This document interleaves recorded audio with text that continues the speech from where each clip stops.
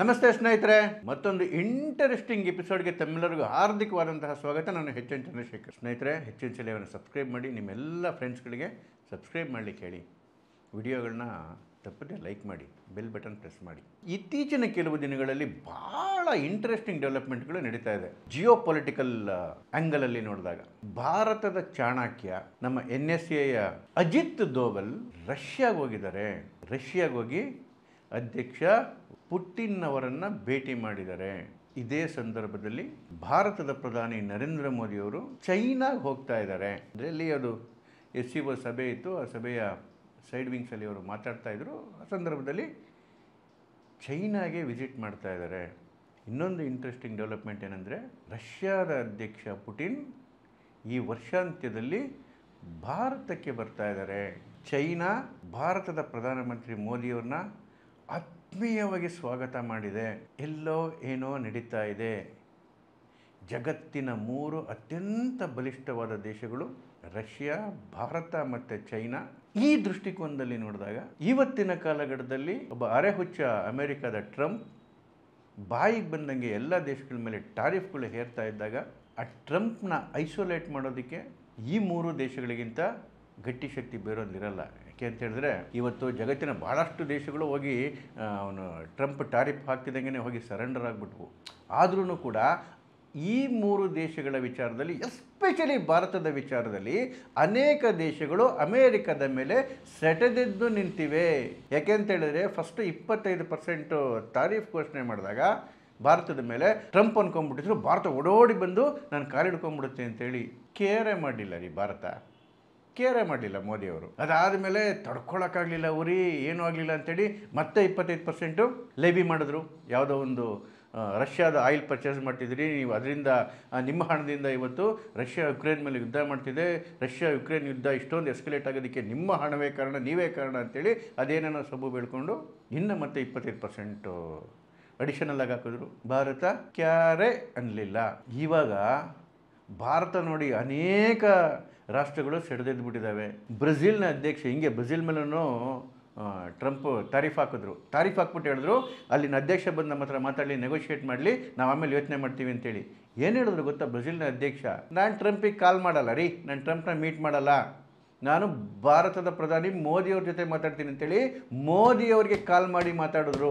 ಇದು ಇವತ್ತು ಭಾರತದ ಶಕ್ತಿ. ಒಂದು ಕಡೆ ರಷ್ಯಾದ ಅಧ್ಯಕ್ಷ ಓಡೋಡಿ ಭಾರತಕ್ಕೆ ಬರ್ತಾ ಇದ್ದಾರೆ, ಇನ್ನೊಂದು ಕಡೆಗೆ ಚೈನಾ ಭಾರತದ ಪ್ರಧಾನಿಯನ್ನು ಆತ್ಮೀಯವಾಗಿ ಸ್ವಾಗತ ಮಾಡ್ತಿದೆ. ಆತ್ಮೀಯವಾಗಿ ಸ್ವಾಗತ. ಟ್ರಂಪ್ ವಿದೇಶಗಳ ಮುಂದಲ್ಲ, ಇವನ್ ಅವರ ದೇಶದಲ್ಲೇ ಒಂಟಿಯಾಗಿ ಹೋಗ್ತಾ ಇದ್ದಾರೆ. ಈ ಅರೆಹುಚ್ಚಿನ ಕಾಡ್ದಿಂದ ಬೇರೆ ದೇಶಗಳಿಗಷ್ಟೇ ಎಫೆಕ್ಟ್ ಆಗ್ತಿಲ್ಲ, ಈವನ್ ಅಮೇರಿಕಾ ಮುಳುಗುತ್ರಿ. ಇರಲಿ, ಯಾವ ವಿಚಾರದಲ್ಲಿ ಭಾರತದ ಮೇಲೆ ತಾರೀಫ್ ಹಾಕಿದ್ದು? ಭಾರತ ರಷ್ಯಾದ ಆಯಿಲನ್ನು ಪರ್ಚೇಸ್ ಮಾಡ್ತಾ ಇದೆ. ನಾವು ಸ್ಯಾಂಕ್ಷನ್ ಹಾಕಿದ್ದೀವಿ ರಷ್ಯಾ ಮೇಲೆ, ರಷ್ಯಾದ ಆಯಿಲ್ನ ಪರ್ಚೇಸ್ ಮಾಡ್ತಿದ್ದೀರಿ, ನಿಮ್ಮ ಹಣದಿಂದ ಇವತ್ತು ಉಕ್ರೇನ್ ಮತ್ತು ರಷ್ಯಾದ ವಾರ್ ದೊಡ್ಡ ಮಟ್ಟದಲ್ಲಿ ನಡೀತಾ ಇದೆ. ಭಾರತ ಸರಿಯಾಗಿ ಉತ್ತರ ಕೊಡ್ತು. ಏನು ಯುರೋಪಿಯನ್ ಯೂನಿಯನ್ನ ಮತ್ತು ಅಮೆರಿಕದ ಯೋಗ್ಯತೆಯನ್ನು ಜಗತ್ತಿನ ಮುಂದೆ ಬಟ್ಟು ಬಯಲು ಮಾಡ್ತು. ಭಾರತ ರಷ್ಯಾದಿಂದ ಕಡಿಮೆ ಬೆಲೆಯಲ್ಲಿ ಆಯಿಲ್ ತಗೊತಾ ಇದೆ. ಇದು ಜಗತ್ತಿಗೆ ಗೊತ್ತಿರ್ತಕ್ಕಂಥ ಸತ್ಯ. ಇಲ್ಲಿ 2 ವಿಚಾರ ಭಾಳ ಮುಖ್ಯ.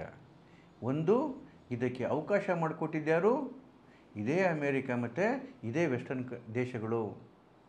ಎರಡನೇದು, ಭಾರತ ಎಷ್ಟು ಪರ್ಚೇಸ್ ಮಾಡ್ತಿದೆ ಅದಕ್ಕಿಂತ ಅನೇಕ ಪಟ್ಟು ಹೆಚ್ಚು ಪರ್ಚೇಸ್ ಮಾಡ್ತಿರೋದು ಇದೇ ಯುರೋಪಿಯನ್ ಯೂನಿಯನ್, ಇದೇ ಪಾಶ್ಚಿಮಾತ್ಯ ದೇಶಗಳು ಮತ್ತು ಬೇರೆ ಬೇರೆ ಇದನ್ನು ರಷ್ಯಾದಿಂದ ಪರ್ಚೇಸ್ ಮಾಡ್ತಿರೋದು ಇದೇ ಅಮೇರಿಕಾ.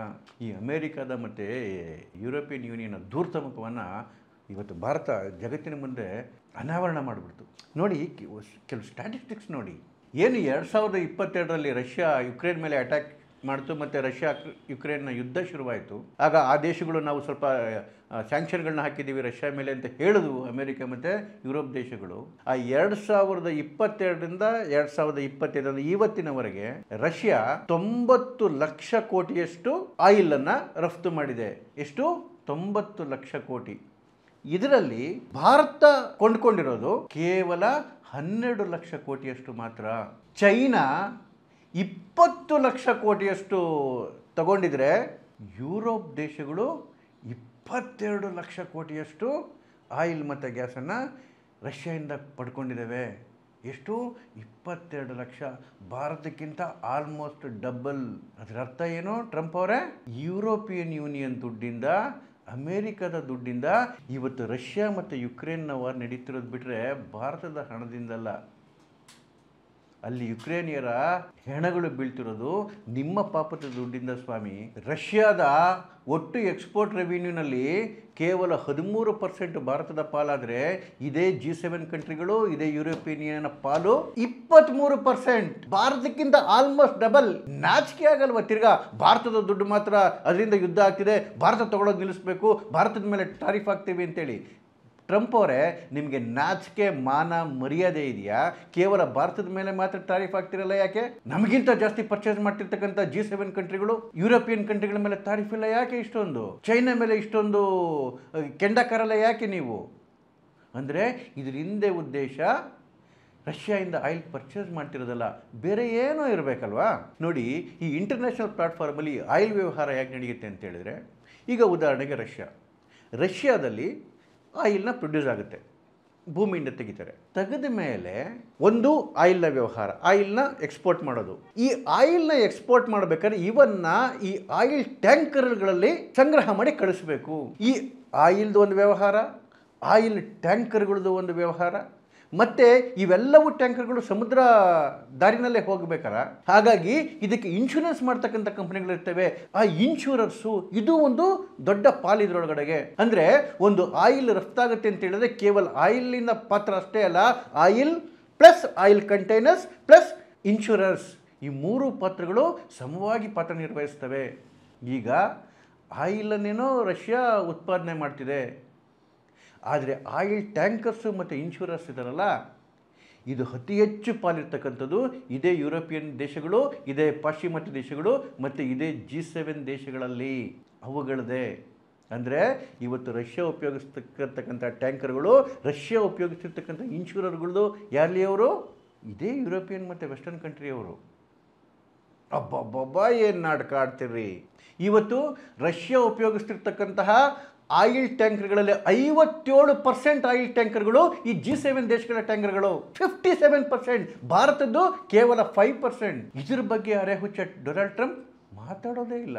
ಅಷ್ಟೇ ಅಲ್ಲ ನೋಡಿ, ಕೇವಲ ಆಯಿಲ್ ಅಷ್ಟೇ ಅಲ್ಲ, ಈ ಯುರೋಪಿಯನ್ ದೇಶಗಳು ಮತ್ತು ಪಾಶ್ಚಿಮಾತ್ಯ ದೇಶಗಳು ರಷ್ಯಾದಿಂದ ಐರನ್ ಆ್ಯಂಡ್ ಸ್ಟೀಲ್ ತೊಗೊತವೆ, ಕೋಲ್ ತೊಗೊತವೆ, ಫರ್ಟಿಲೈಸರ್ ಕೆಮಿಕಲ್ಸ್ ತೊಗೊತವೆ, ಮತ್ತು ಟ್ರಾನ್ಸ್ಪೋರ್ಟ್ ಎಕ್ವಿಪ್ಮೆಂಟ್ಗಳನ್ನ ತೊಗೊತವೆ.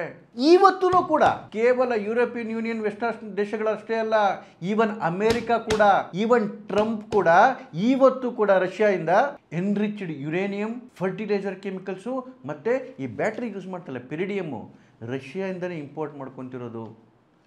ಎಂಥ ಧೂರ್ತರು ರೀ ಇವರು.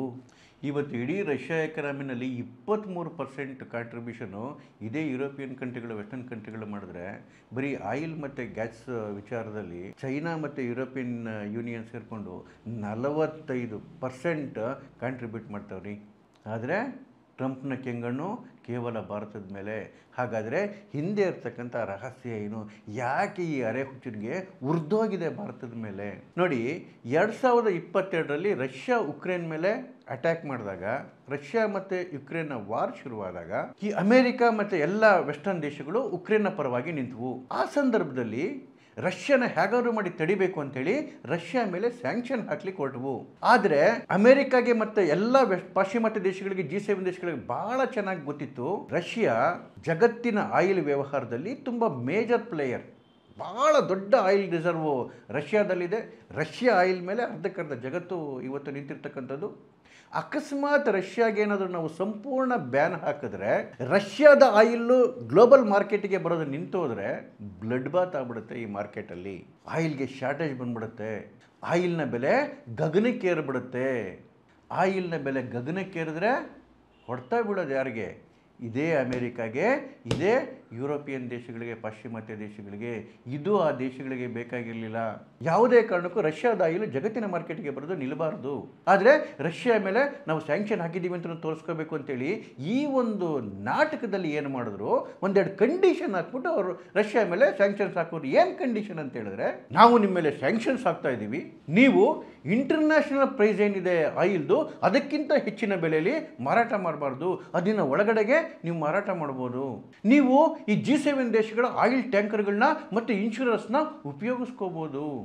ಇಲ್ಲಿ ಇನ್ನೊಂದು ಏನು ಮಾಡಿದ್ರು ಅಂತ ಹೇಳಿದ್ರೆ, ಒಂದು ಕ್ಯಾಪಿಂಗ್ ಹಾಕ್ಬಿಟ್ರು ರಷ್ಯಾಗೆ. ನೀವು ಬ್ಯಾರಲ್ ಕಾಸ್ಟು ಕೇವಲ $60 ಮಾತ್ರ ಇಡಬೇಕು ಆಯಿಲ್ ಬ್ಯಾರಲ್ಗೆ. ಇಂಟರ್ನ್ಯಾಷನಲ್ ಮಾರ್ಕೆಟಲ್ಲಿ ಎಷ್ಟೇ ಪ್ರೈಸ್ ಆಗೋಗಲಿ ನೀವು $60ಗಿಂತ ಹೆಚ್ಚು ಮಾಡಬಾರ್ದು. ಕೇವಲ $60 ಅಷ್ಟೇ ಪರ್ ಬ್ಯಾರಲ್ ನೀವು ಇಡಬೇಕು ಅಂತೇಳಿ ರಷ್ಯಾ ಹೇಳ್ತು. ಓಕೆ, ಯಾವಾಗ $60 ಕ್ಯಾಪಿಂಗ್ ಬಂದ್ಬಿಡ್ತಲ್ಲ ರಷ್ಯಾಗೆ, ರಷ್ಯಾನೂ ಕೂಡ ರೆಡಿಯಾಗಿತ್ತು. ಇದರ ಪೂರ್ಣ ಲಾಭವನ್ನು ಪಡೆದಿದ್ದು ಭಾರತ ಏನು ಮಾಡ್ತು, ಹೇಗೋ ಕಡಿಮೆ ಬೆಲೆಗೆ ತಿಕ್ತಿತ್ತಲ್ಲ, ಇಮ್ಮಿಡಿಯೇಟಾಗಿ ದೊಡ್ಡ ಮಟ್ಟದಲ್ಲಿ ಇಂಪೋರ್ಟ್ ಮಾಡ್ಕೊಳ್ಳೋಕೆ ಶುರು ಮಾಡಿಬಿಡ್ತು ರಷ್ಯನ್ ಆಯಿಲ್ನ.